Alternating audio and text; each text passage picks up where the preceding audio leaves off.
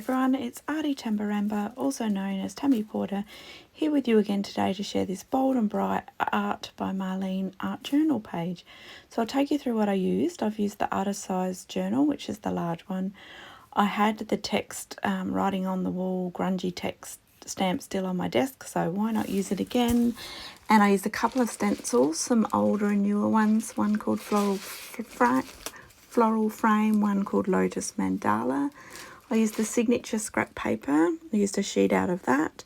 I also used the new gold Stencil Paste, and then the paints I used included pitch and lace, ballet, breeze, fuchsia, smurf, envy, kissy.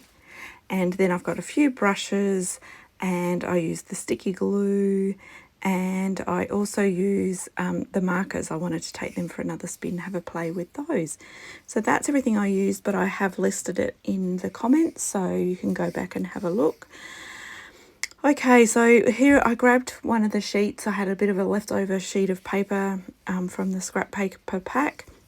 And I've also got a box of, you know, when I have leftover bits of paper or perhaps paper elements or things I've cut out that I don't use, I pop them in a box so they're all together.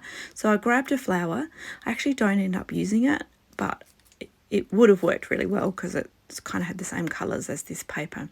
So I knew I wanted that black edge on the left hand side, and so I just tore a large section of this paper, and then I just glued it on and trimmed around it.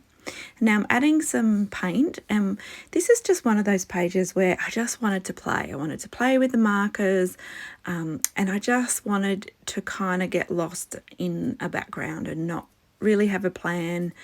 And when I like to do that, I always use a piece of Marlene's paper as a jumping off point, because she's kind of got the colours there for you. I don't have to think. I draw the colours from the paper. And so what I did is where I'd torn on the edge, there's a little bit of that pink showing. So I came in with both fuchsia and ballet and sort of mixed them together a little bit and added a little touch of water just so that it blended across my page. Then I added some smurf and a little bit of white paint, and I also added a bit of the sea breeze, is it called? Just breeze. And a touch of envy as well, just to go with those greens and blues that are also on that left hand side. So now it's time to add a little bit of interest, a bit of texture, and to really make that paper look like it's like I did it, like not like it's paper.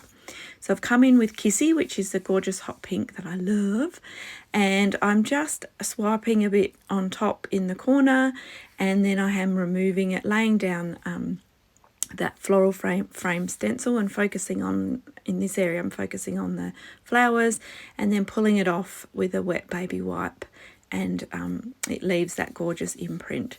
So I did it also in the sort of left side and just concentrated on the leaves, and then I added a leaf as well. And it's always a good idea when you're stenciling, after you've pulled it up, just to hide sort of that it's so much stenciling, you know, that it looks like stenciling. I just add a little bit of that same paint into the background just to smudge it around and hide the fact that I've used a stencil. Okay, so then I came in with some of the envy, which I mixed with the white, the lace, and just did a few mark makings just to bring that green across onto the page, so that it looks like it's all one piece. And then I had a little bit of the paper left, so I'm just cutting out the leaves, and I decided to cut the black off because I just thought, well, if I want to add black, I can use my markers to do that. So I just cut out the leaves and kind of put them in a little cluster along the bottom. And then out of the leftover scraps I had from that, I just cut a few little circles. So it's got some of that sort of gold mark making on it. And I cut a few of the circles out and adhered them as well. Now out came the markers, and I went around the leaf and the circles in black. You'll see it's really smooth to use these pens. They just go straight on. You don't have to prime them. You do need, and I think I showed that I've put my markers now in my little stencil advent calendar box because that fits perfectly. I've still got them all in the tin and I have that separate, but I really like having the markers laying down because they should be stored horizontally. Okay, let's catch up to what I have done. So I came in with the black, and I actually don't really like the black, to be honest. Normally I love black, but I just wasn't feeling it today, so I do actually remove some of that. And I added some little black marks to a couple of the leaves on the left, and see those little, there's some little white dashes in the paper that I try and bring across the page a little bit so it all looks like it belongs.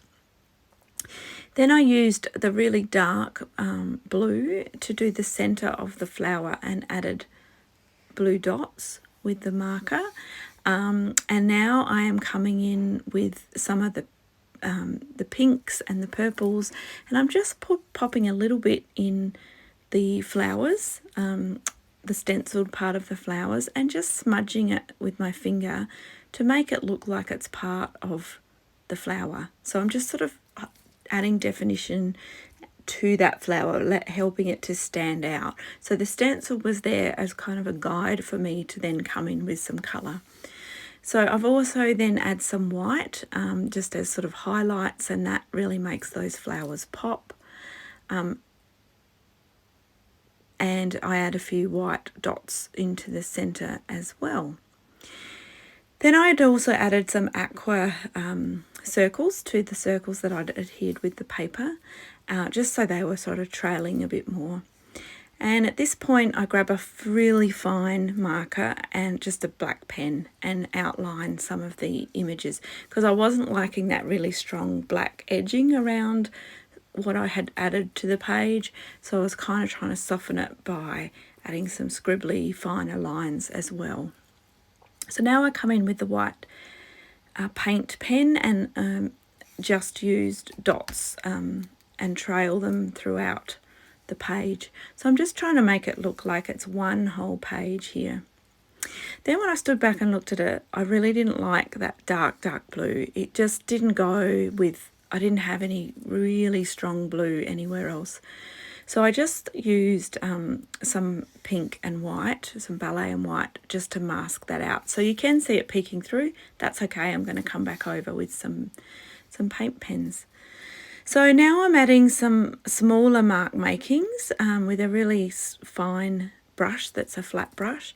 And I'm using the Smurf with a little bit of white, and just loving how that little pops of blue here and there have it actually kind of brought in that blue from the very left hand side of the page.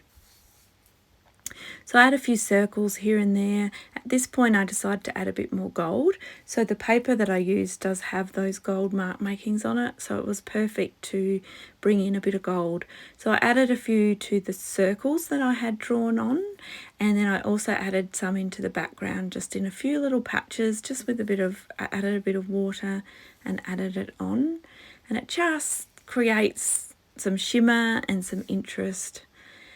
Now I'm coming in with the pink paint pens and just adding some pink to the leaves. So I'm kind of trying to, the pink that I've created on the right hand side, I'm trying to now blend into what was already there on the left hand side. So I'm bringing both colours across into each other just to try and look like one whole piece.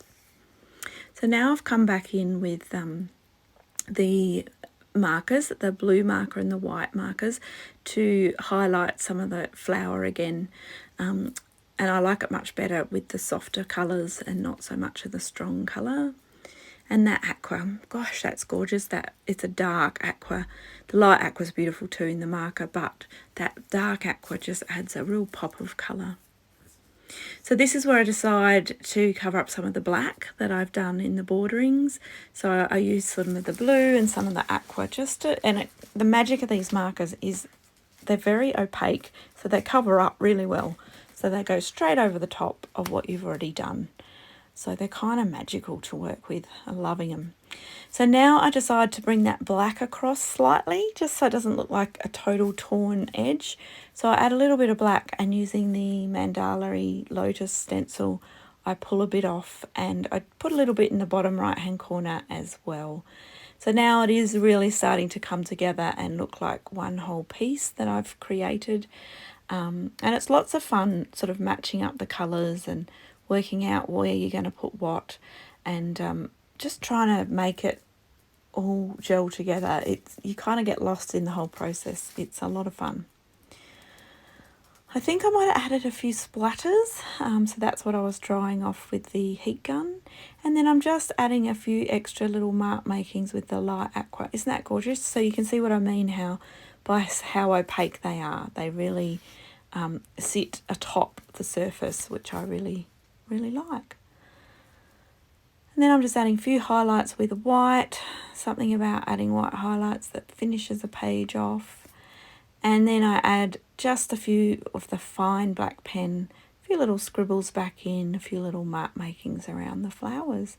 I really love how those stenciled flowers turned out.